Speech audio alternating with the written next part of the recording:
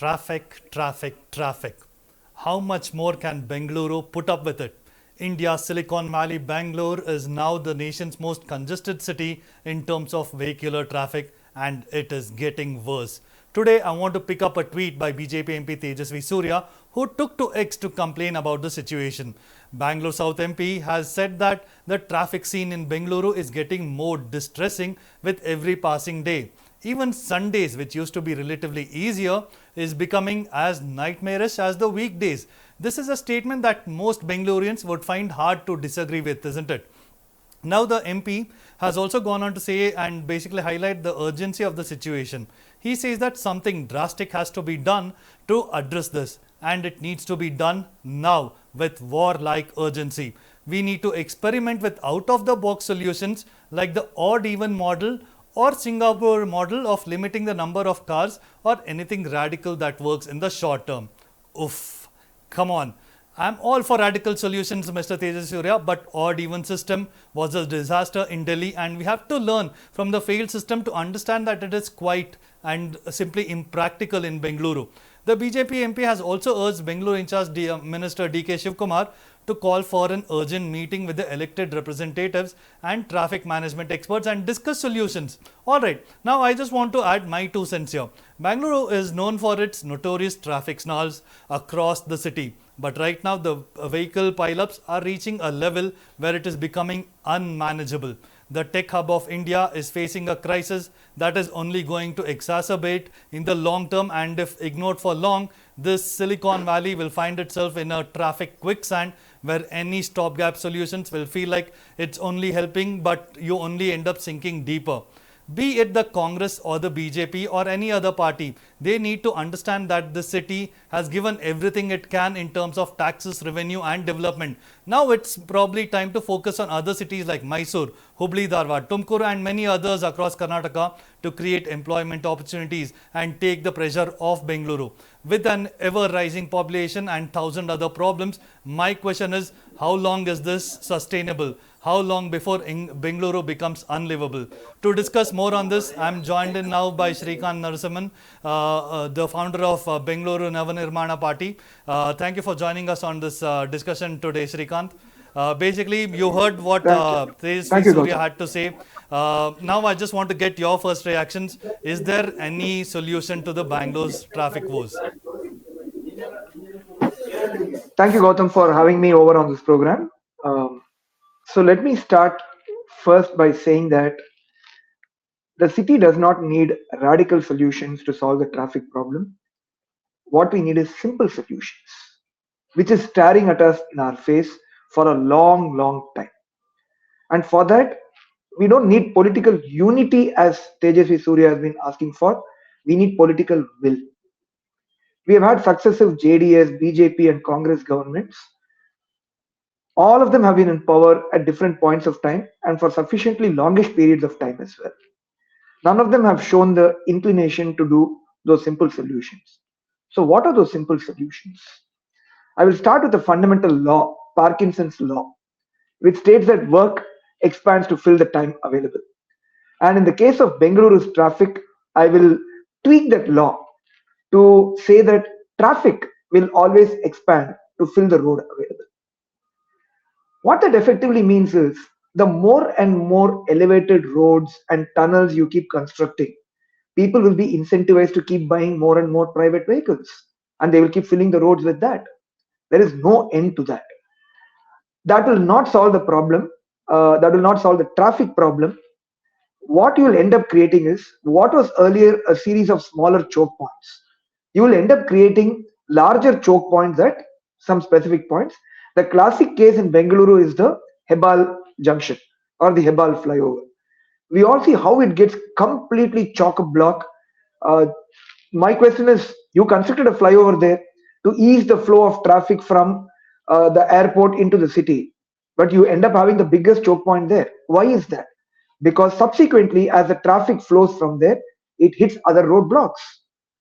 And hence, more and more flyovers is just going to shift the choke points from one place to another. So what is the solution? The solution is always about public transport and multimodal transport. The governments have been obsessed with bringing in all these elevated projects, flyover projects, and tunnels. Let me ask, where is the suburban rail project, which has been languishing for 30 plus years? Look at the pace of the metro construction. Cities, forget about Singapore, London, Tokyo, Dubai, etc. In India, Delhi, Mumbai, Hyderabad, Chennai, Kolkata, all these cities have had a much faster pace of metro construction. Here we are still, live with only two, let's say, lines, and we don't even know when the other lines are going to come in. It just keeps dragging on and on. The public transport buses, BMTC buses, the fleet hasn't increased in the past few years at all. Where are the feeder buses? We need smaller buses. Right now, from what we hear, there's also breaking news also that's just come in. What we understand is that there's a meeting that's taken place to alleviate the traffic woes in Hebbal, and the meeting was chaired by Urban Development Department Chief, and the solutions that are being proposed here are basically things like construct railway underbridges and another elevated ramp over there and underpasses. These are more and more solutions like this which are going to be a problem for Bengaluru. The more ramps you construct, the more flyovers, are they really going to effectively solve the problem? If we keep looking at stopgap solutions here, it's going to create more jams. So, Srikanth, we seem to be having some difficulty with your connection there. We have Srinivas Alavali back online with us. Srinivas Alavali, a renowned public transport activist. Thank you for joining us, Srinivas. Srinivas, just before we lost the connection with Srikanth there, he was just talking about how public transport, there is no focus coming on this at all. There are too many stopgap solutions being implemented in the form of underpasses, ramps and flyovers and tunnels and whatnot. But you've been advocating for public transport all the while. How frustrating is it to see the condition of Bangalore as it is now? It is quite frustrating because while public transport infrastructure is very complicated, right? Especially when it comes to metro infrastructure or suburban train infrastructure. Bus is perhaps the easiest of the public transport to add because you can simply buy more buses and put them in use. But if it is metro or a suburban train, then you need to build the infrastructure, which includes all the way from land acquisition to purchasing of the trains to operating signaling systems, all that. So the lead time for public transport building is very high. We missed the boat 20 years ago, Gautam, but I have a slightly different opinion on it. I think the Bangalore public transport scenario is actually getting much better. You know how they say, right? It's always gets really dark before the light comes, right? We are at that phase right now, in my opinion. It's a considered opinion. Just look at some of the facts here, right? Not saying that we don't have a traffic problem right now or need to be addressed, but let's look at what's coming up. So in the last 1 year, from 23 to 24, both the metro and bus have recorded highest number of trips per day. Almost 30% more people are traveling in the bus thanks to Shakti scheme. 30% more people are traveling, more than 30% traveling in metro thanks to the purple line to Whitefield. The problem with metro we always had was that it wasn't going to any of the places where the IT sector is existing, which is where most of the traffic happens, right? So we have three main IT regions within Bengaluru. One is Whitefield, and second one is Electronic City, and the third one is the Outer Ring Road.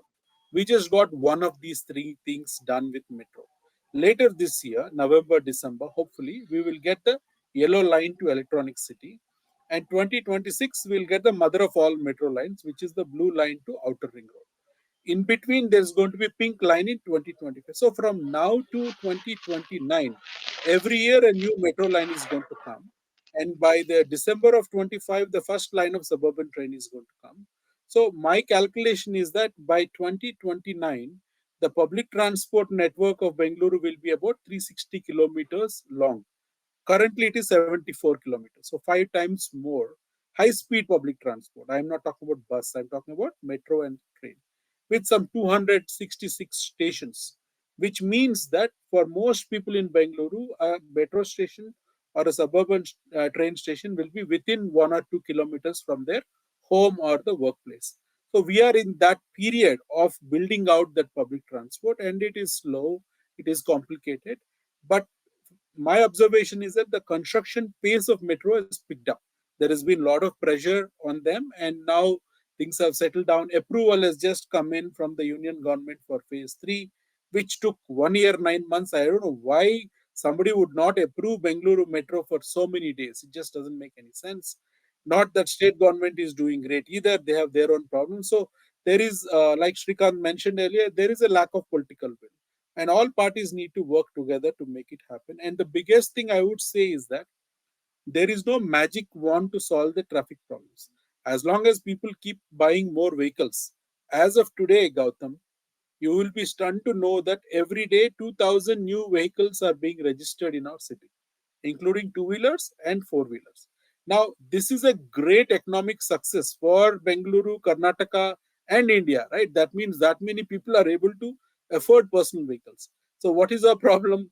We can't accommodate all of them if they start using them for daily commute. So, what I say to people, and a lot of this is, the what the old saying is, right? Both garbage and traffic are not created by government, but the users. We create garbage, we only create traffic by using that. What is the role of government? To create a system to clear the garbage or to create a public transport system. So as they do that, what we can do is to try to use the public transport at least for the daily commute. Please go to Mysore, please go to Coorg, please go to wherever you want to go in your car. But when you go to your office and back every day, try not to use the car, at least not every day. So this is the kind of approach we're trying to take. Slightly different approach than saying public transport all the time, because you need to create better public transport, integrated public transport, multimodal public transport, and walking and cycling. This is a long list of things to be done. Many of these things can be done, should be done, must be done, and I think I appreciate the initiative by BJP MP today writing to the Deputy Chief Minister.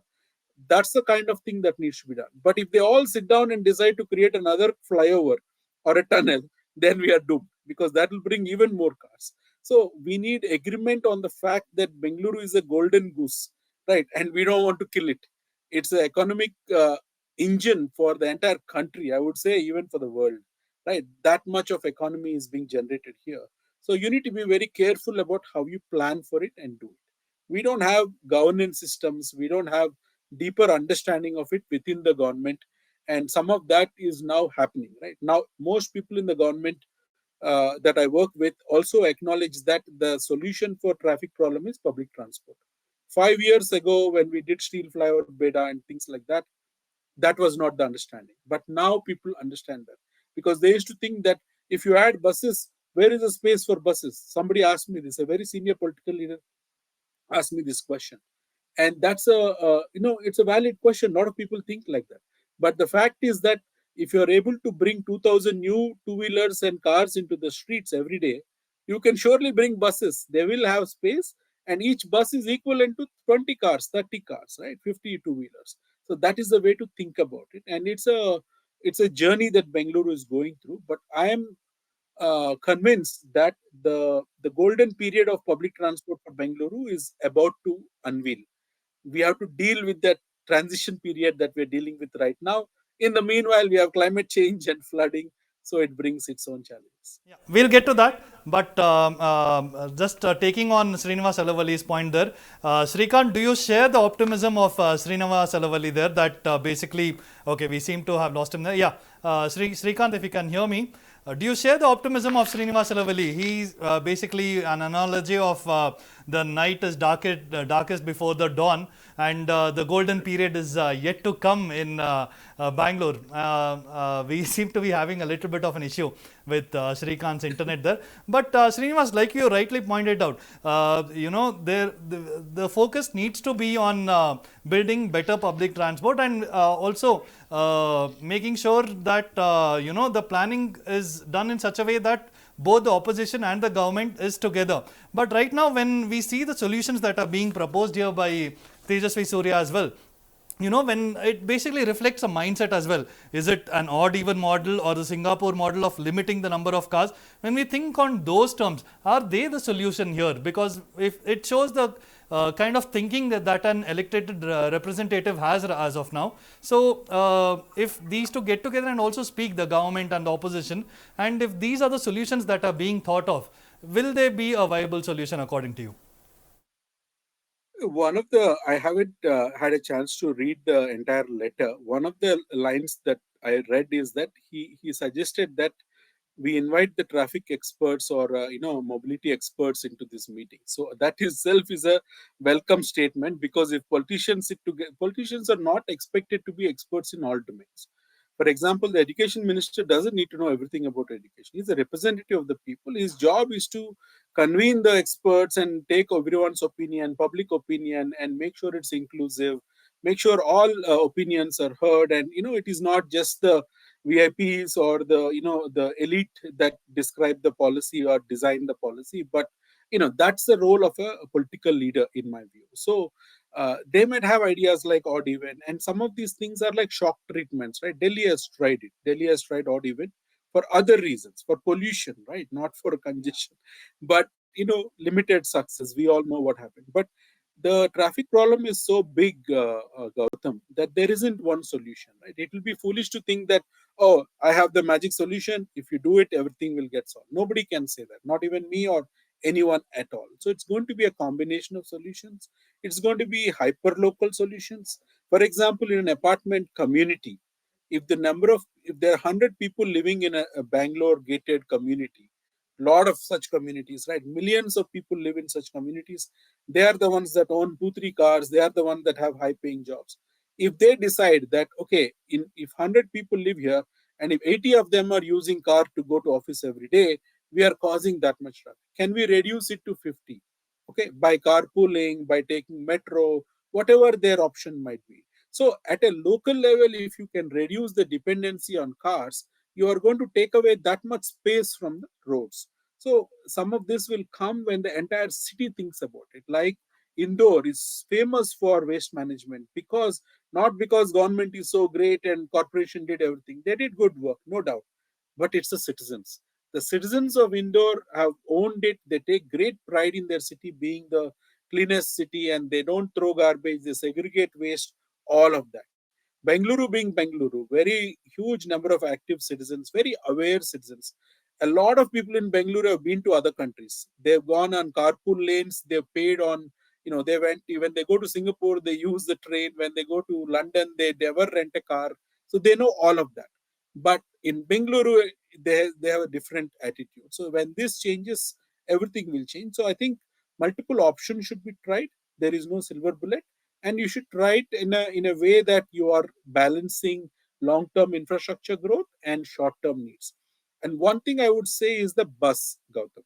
Bus is the undoubtedly the lifeline of Bengaluru. As of today, every day 42 lakh trips are happening in the bus in a given day. A total of 1 crore trips happen in the city, roughly. So 42 lakh of that trips happen in a small number of vehicles, which is less than 6,000. So the advantage of bus is that, unlike metro, if you buy buses, you can put them in operation tomorrow.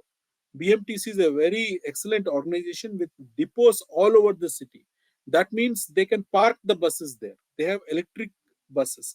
So if government wants to find quick solutions, the best thing to do is to procure more buses.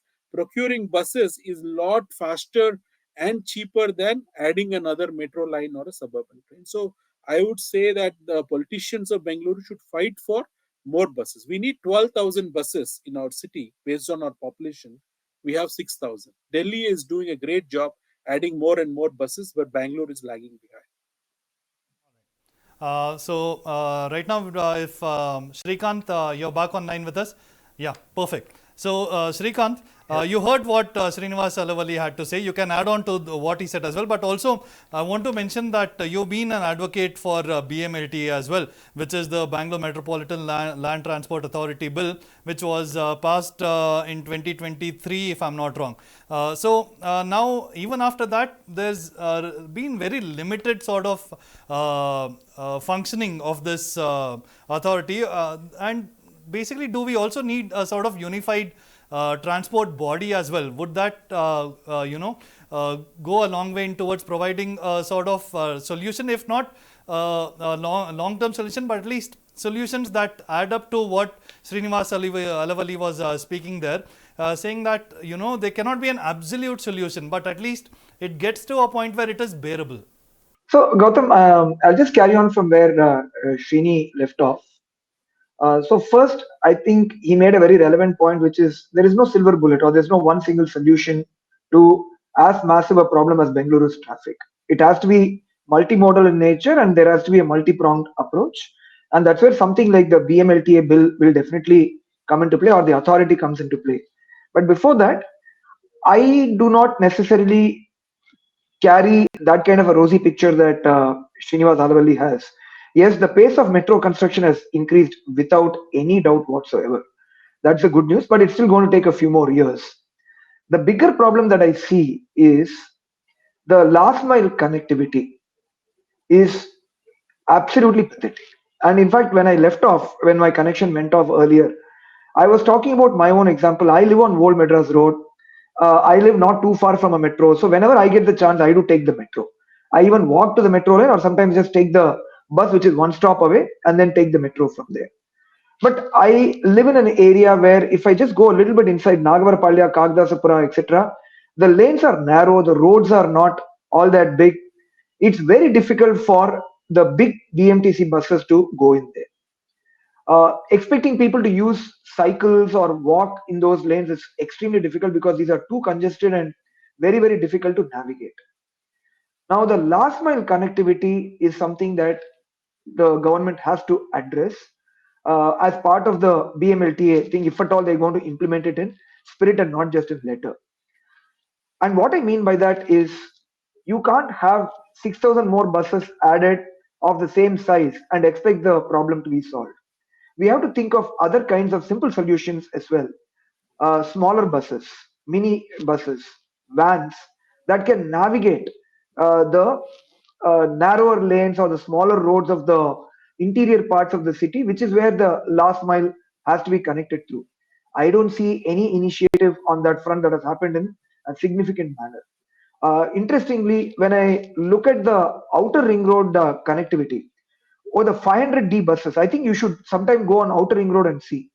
There are so many 500D buses that just keep running one after the other, many of them half empty or even 75% empty, completely poorly planned on those fronts.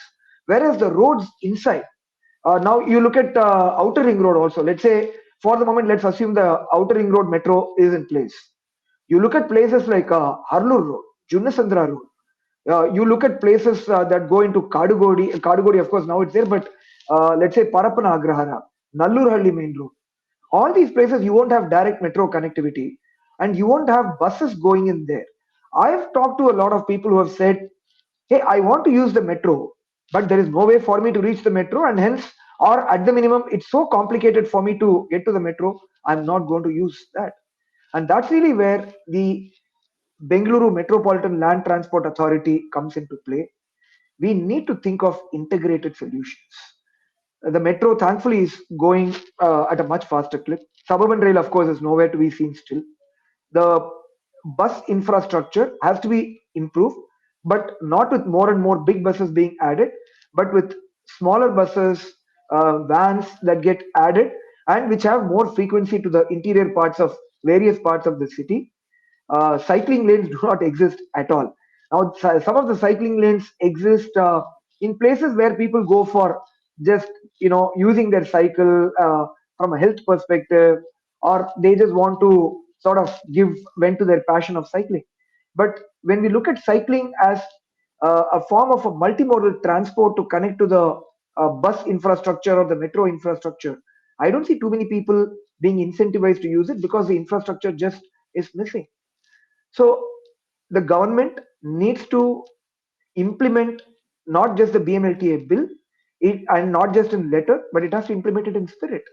It has to involve people, citizens specifically, who've been involved in walking initiatives, cycling initiatives, people who are vocal advocates of the bus transport infrastructure, the metro infrastructure, and also brainstorm solutions on how the integrated multimodal, let's say, form of transport can be better and more efficiently utilized. For that, you don't need political parties to come together.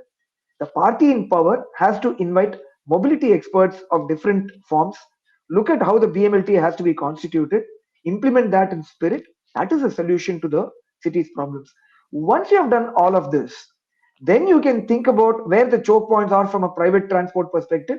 I'm not completely against, let's say, flyovers or underpasses in specific areas. It can help ease traffic, but not that being the first priority or that being the first port of call. You implement all this public transport infrastructure, you sort of get the multimodal transport going, incentivizing people to use that. And once all of this is implemented, you see where the choke points are, and then you can always see where to implement the underpasses, the flyovers, or the tunnels, or whatever you want to.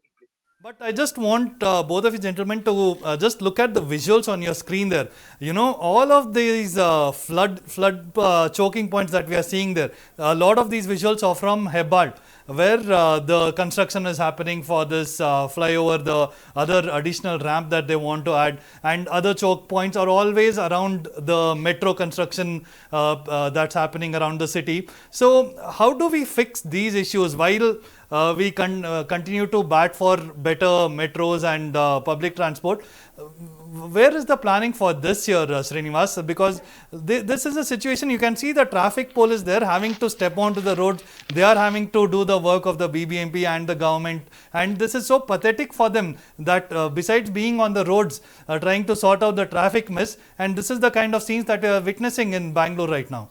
Yeah, it's absolutely a shame and embarrassment for all of us to see traffic police forced to dig through sewage and put their hands in all kinds of places and try to relieve that. But Gautam, this is not a traffic problem, right? You do realize that this has nothing to do with traffic. This is everything to do with concretization, right? So there is concretization everywhere. Bengaluru is a city of India with plenty of rainfall, more rainfall than probably other than Meghalaya, we get most amount of rainfall in this country. For a big city like Bengaluru, we get really good amount of rainfall, which is a blessing if you know how to save it and how to store it in our lakes, which have been handed down to us by kings and all the earlier administrations for hundreds of years. It's a 500-year-old city, right? Without all of that. Because just we've talked a lot about public transport and policies. I just want to get your final thoughts on how, because we've seen traffic police play a crucial role as well in managing. M.A. Salim also, when he took charge, there was a lot of changes that we witnessed in how traffic is managed in Bangalore. How big a role do traffic police play according to you, and your final thoughts as well, Srikanth? Oh, on that front, it's a very simple thing, right? The traffic police, of course, has an important role to play, but all of that can be sorted out if the other parts are sorted out. Today, half the time of the traffic police is spent on trying to solve choke points which exist only because the public transport infrastructure is not in place and people are using more and more vehicles. I think if we are able to get people to use public transport a lot more and use their private vehicles, as Shini rightly said, more for the irregular use. As if people have cars only for, let's say a weekend travel to a mall with family, or let's say a trip to an overseas place or an outstation place, and not use their private vehicles for their day-to-day use, like going to the office or dropping their kids off to school, etc. The problem that the traffic police faces will automatically be solved there. And once that is done, there are who take part in the traffic warden organization who help in managing traffic as well. But then, if you give them an impossible problem to solve, with the kind of heavy traffic that you see on the roads, they will not be able to do a good job. So if you're able to get these other parts right, I don't see a problem in the traffic police managing the city very well, along with the help of citizens in the form of traffic wardens. All right. Thank you, Yeah, Srikandar. My final thoughts I just want to get thank you. from I'll take it over. Srinivas Please. as well. Srinivas, the problem with Bangalore is also that the city is expanding. We have numerous industries coming up. We have IT parks. We have industrial townships coming up. The city seems to be expanding more and more. But isn't this a part of the problem as well? Because as much as we can get public transport, we can get the buses, we can get the metros. But if there are tens and thousands and lakhs of people coming into the city, then it's just going to, the problem is just going to be there forever, isn't it? Yeah, absolutely. There is limits to growth, right? Beyond a point, growth can become a very serious issue. Like this happens everywhere. Many cities of the world have gone through this. They grow, and then something terrible happens, and then they stop growing or actually go in the opposite direction. So that risk is present for Bengaluru, right? And therefore, it is important for the country, the state, and all political parties to think this through, right? What makes Bengaluru so attractive for new businesses, new companies to come in? And if you think about it and you try to work from there, and many governments, including the last government, I remember Dr. C.N. Ashwath Narayana as Deputy CM or IT Minister, launched the Beyond Bengaluru campaign, right, which is carried forward by today's government too. One of the nice things about Karnataka government is there's certain continuity across political parties and all that. But they've tried very hard. As an observer, I could see that the government is trying to create incentives and trying to get people to other cities, Hubli, Dharwad, and many other North Karnataka, many cities, but very limited success. That's because the ecosystem of Bengaluru, the talent pool of Bengaluru, all of that is very important. It's not so much as it has great restaurants and it has great parks, but it's also about the talent pool, right? So there is very complicated thing to solve. So how do you get people to go when they want to be here, right? Because as a industry, if you and I or CEOs are trying to set up a new 1,000 member team to build the next big thing, right? The next big unicorn, whatever. You don't care about traffic. You don't care about flooding and traffic police and all that. You care about, can I get the best software engineers or hardware engineers to build my product? That's how they think about it. And that legend of Bengaluru keeps growing, right? If anywhere in the world, if you want to start a new company and hire 100 senior, experienced, serious programmers, there is only one place for it, right? Two places, maybe California and then Bengaluru, right? That is the greatness of Bengaluru. So how do you now turn around and say, okay, can we move some of this to others? So this can only happen if some of the established companies which do a different sort of job, which doesn't require, and lot of people that work in these IT companies are actually from the towns and villages of Karnataka, right? We already know that there's a lot of in migration from Karnataka to other states. So talent pool exists, but I guess the real challenge is identifying companies that can leverage the talent pool in those areas and then get it going there. So this requires extensive deliberations between large corporations and startup ecosystem with the ITBT department. Karnataka government for decades has been proactive about it. The electronic city is a creation of government of Karnataka back in the late 70s and all of that. So if they put their mind to it and think of how to expand this, and recently they've done something about Bengaluru, what is that, Ramanagara district being renamed as Bengaluru South, right? You remember that. So a lot of people made fun of it, and it's a joke and all of that.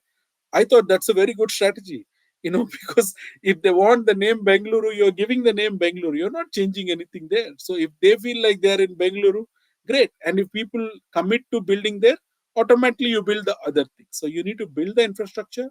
You already have the Bengaluru Mysuru high speed, what do you call, expressway. Metro line is going till Kengeri now and with potential to go there. Suburban train is there. There's a railway line to Mysore with train every half an hour. There's a train to Mysuru, if I'm not mistaken, or every 1 hour. So well connected by road, by rail. Metro is almost towards the end of that. So you need to think about creative solutions to offload. Suburban train project, which we didn't talk much about, is exactly going to do that, because it's going to shift the Bengaluru's pressure into Tumkuru, into Chikballapura, Dodballapura, towards electronic city. It's going to give you a more distributed growth of Bengaluru. But in the meanwhile, what happens, right? While we have great projects, you are not going to standing still, right? You are growing while the projects are being building. So this is the chicken and egg problem. So this is why you need the political understanding and political will, really, right? The biggest thing the political parties work on is real estate. So if their whole idea is real estate, you need to make sure that some other real estate is good. Then automatically things will start happening there. We have to acknowledge that there's a political economy. We can't act and talk as if it doesn't exist and everything is perfectly scientific and all that. It never works like that. So thank you so much, Srinivasarali. Basically, I really love the optimism and the positivity with which you look at, instead of looking at it as a doomsday scenario, you look at it as something that is, like you rightly put, the night is darkest before the dawn. So we hope that is the case for Bengaluru and the traffic solutions come sooner than later. Thank you for joining us today on this discussion on India Today SoSouth.